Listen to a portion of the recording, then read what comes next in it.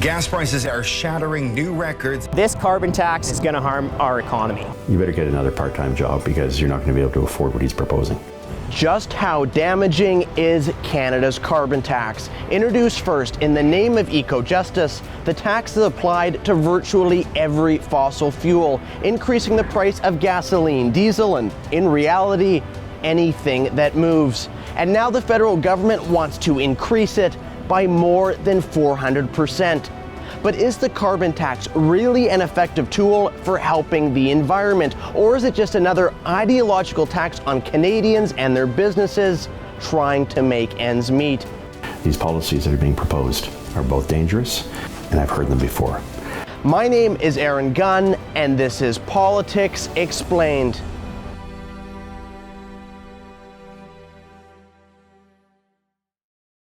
Gas prices in the Lower Mainland are shattering new records, and if they keep going up, experts say they'll reach the highest price per liter ever in North America. It's hard not to notice how the price of pretty much everything has been increasing here in Canada. Whether it's gasoline, lumber, groceries, or home prices, inflation is starting to become a serious concern for many Canadians. In fact, the most recent report calculated that inflation reached 3.7% in July 2021, almost double the 2% target set by the Bank of Canada. And the problem might be about to get even worse. In December of 2020, Prime Minister Justin Trudeau announced that he would increase Canada's carbon tax, which he first introduced back in 2019, from the then rate of $30 a ton to $170 a ton by 2030, an increase of more than 400%. A dramatic escalation that could leave consumers and businesses who rely on fossil fuels, namely oil and natural gas, facing significantly higher prices. One of the main groups fighting back against this tax has been the Canadian Taxpayers Federation, my old employer. I met with their federal director, Franco Terrazzano, to find out just how harmful the carbon tax has been on Canadians. The federal carbon tax took effect in 2019, and ever since, it's been raising the cost of living. Now, it is hurting the economy, right? It's taking money out of families' pockets because it's increasing the cost to fuel up our cars, it's increasing the cost to heat our homes. Now, those are necessities. So when you increase the cost of necessities, it means we have less money to spend on other things. So you're saying shut down your natural gas, shut down your oil furnaces, buy a heat pump, go get geothermal, go get another loan at the bank. How are you going to get $100,000 to pay for all this stuff?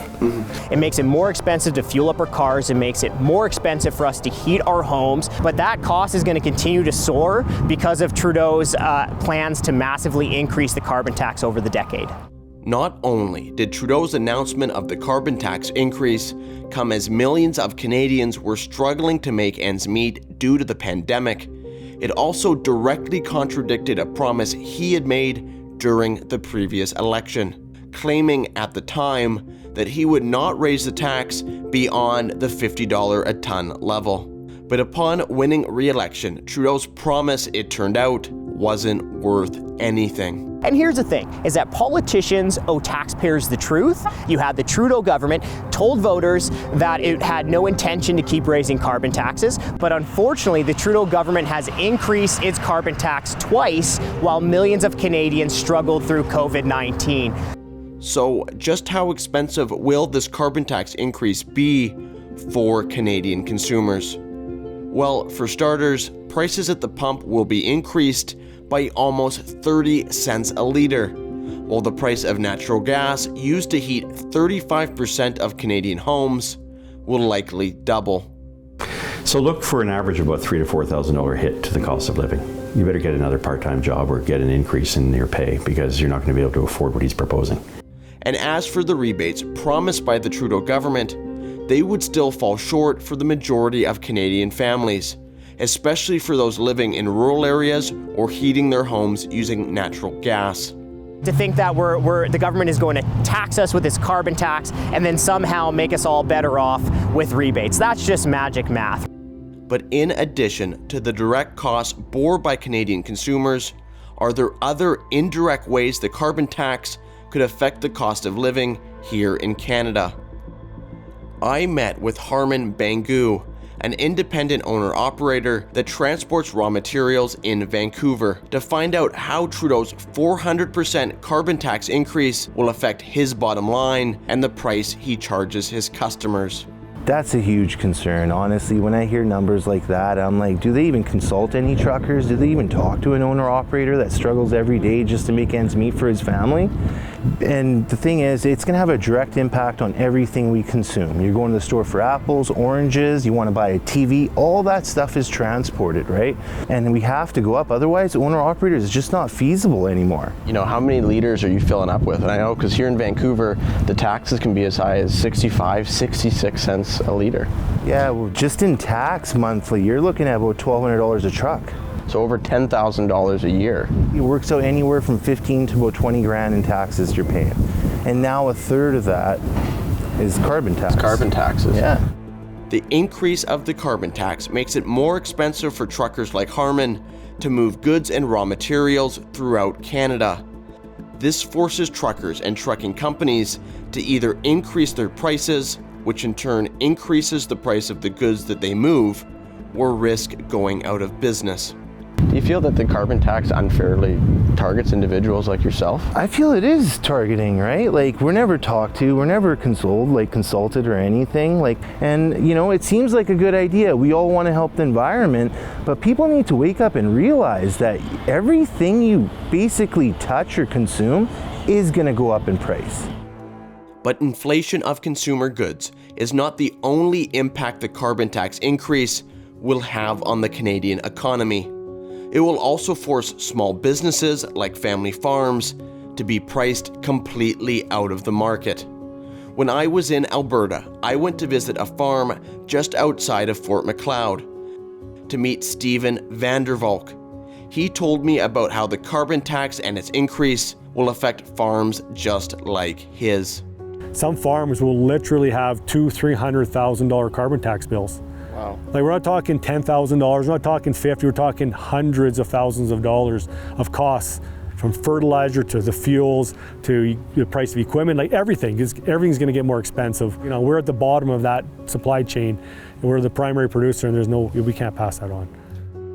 Since Canadian farmers rely on exports to make a living and have to compete internationally with countries that haven't implemented a carbon tax, they are unable to pass their cost increases on to end consumers, further eating into what are already razor-thin margins and risking the destruction of Canada's agriculture sector as we know it. If we go to $170 a ton, we're talking about putting Western Canadian farmers out of business.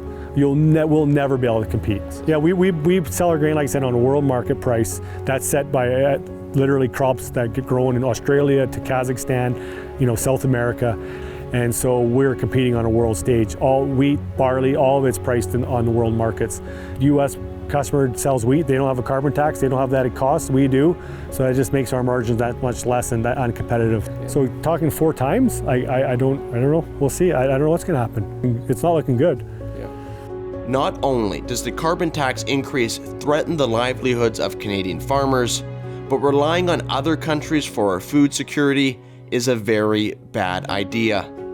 And this isn't just a problem for primary industries like farming. I wanted to see how the carbon tax affected businesses further down the line of production. So I traveled to Toronto to check out how the carbon tax has been affecting Ontario's once thriving manufacturing sector. I met with Shalini Chef, the director of operations for her family's food production company, Surati, to discuss how the carbon tax has affected their business. We found that this year alone, we're going to be at least $150,000 more expensive to operate, just with the carbon tax coming into play. That doesn't take into consideration the already high electric costs that Ontario has to have, and so from a global competitive standpoint, it just makes it harder and harder. But then at the end of the day, what it's doing is costing Canadian jobs, because people can't survive like this, especially when you're trying to compete on a global scale, when you have, in our case, most of our competitors are straight out of India, so they don't have all of the costs that we have. But at the end of the day, like I said, we are Canadian and we want to make sure that we try to keep the jobs here. The carbon tax forces Canadian manufacturers to make the tough decision to either stay in Canada and pay the ever-growing cost to produce, or move to places like the United States, where a federally imposed carbon tax doesn't exist. Could increasing the carbon tax and increasing taxes in general on energy lead to you guys making investment decisions where investment dollars that would have otherwise come into Canada instead ended up in other countries like the United States or India? Absolutely. And like I said, it's a very difficult decision to make, considering that we've been here for so long. I'm third generation to join my family's business, so we had no intention of leaving Canada or leaving Ontario, but like I said, business decisions do need to be made. Just alone in our electricity pricing, for example, moving just south of the border, 5 hours away, we will actually save almost 60% of our energy costs. Wow, and that's electricity and that's fuel and that's kind of everything. Everything. This was something I was hearing over and over again at every single manufacturer I toured in Ontario. Can things like the carbon tax make Canadian exports that are manufactured here, whether it be manufactured products or agricultural products, less competitive in international markets? Absolutely. It makes even our domestic sales less attractive relative to foreign goods that are manufactured without that regulatory overhead. Do you think that, there's a possibility that this increase in taxation regulation could actually drive companies out of the country? Not a doubt about it. The market will only accept so much, but your costs keep being pushed up higher and higher, and at what point do you say that's enough? So just how damaging might this carbon tax increase be to the Canadian economy as a whole? To answer this question, I sat down with Professor of Economics from the University of Guelph and expert in carbon pricing, Ross McKittrick. The calculations that I've done, we would be looking essentially at the effect would be like a small recession and around 180,000 permanent job losses. But if the damage from the carbon tax is so severe that it could drive away investment, cost over 100,000 jobs, and even bankrupt Canadian businesses, why is the Trudeau government increasing it by more than 400%? Well, just like environmental activists, the Trudeau government has made it clear that they believe that carbon emissions present an immediate and existential threat to the world's environment. By putting a price on pollution, reducing the amount of carbon emissions, reducing the pollution we're putting in, by encouraging better choices by industry, by citizens, we know that we are creating a sustainable future for everyone. If we make energy use more expensive and industrial activity more expensive here, businesses aren't restricted to operating here. They can go anywhere, and they do. If you close down a big manufacturer in Ontario and relocate to China, that operation in China is now being powered primarily by coal. You're encouraging foreign manufacturers with lower environmental standards, with lower social standards, to fundamentally import those goods to your business. So you're really fooling yourself, aren't you? It isn't just that we lose the jobs and the investments and the output domestically, because now the activity is gone there. Global emissions will go up as a result. The idea that global carbon emissions will actually increase if Canadian manufacturers offshore jobs and production to countries like China is called carbon leakage. It exposes the irony that legislation like the Trudeau carbon tax is likely responsible for raising and not lowering global emissions. So we've got this weird situation where our tax system does nothing to address foreign emissions, but punishes domestic ones, domestic production. We think we're reducing emissions where those companies are just relocating to China, India, or the United States jurisdictions without carbon taxes, and they can free to pollute however much they want and just ship it right back into the country. That's essentially the game. we're dealing with countries that don't necessarily have the same regulatory requirements, they don't have the same tax structures, they don't have the same environmental standards. And you know, when we talk about the environment, we have to take a global approach. So even if the Trudeau government or the federal government were to bring our economy to a screeching halt, it still wouldn't do much for the global environment because Canada only makes up about 1.5% of global emissions. That's right. Canada only makes up 1.5% of total global emissions. This means that even if we shut down the entire Canadian economy, freezing and starving most of the country along the way, it would hardly make a dent. But with Trudeau's carbon tax seemingly incentivizing an increase in foreign emissions, is this tax at least successful in reducing CO2 emissions here at home? Well, the carbon tax is all economic pain without the environmental gain. I mean, we've talked about the fact that this increases the cost of living across the board, right? It jacks up the price of fuel, it jacks up the cost to heat our homes. But despite these lighter wallets, emissions continue to go up. Look at the federal carbon tax in 2019. Emissions in Canada still went up. And you know what? A carbon tax, it's a tax plan. It's not an environmental plan. So, are the benefits of Canada's carbon tax worth the additional cost? Well, no. Many Canadians already struggle with the cost of living as it is, and Canadian businesses will come under even more pressure to lay off workers or relocate altogether, meaning higher prices, higher unemployment, and little to no impact on the environmental problem they set out to fix. You can't just virtue signal on this. I mean, this is costly to people. This is going to do a lot of damage to the Canadian economy. I think it probably has the most significant impact on an inflationary cost to consumers of anything you can do. And in the end, it's not going to reduce emissions at the global level because the emitting activity is just going to go elsewhere.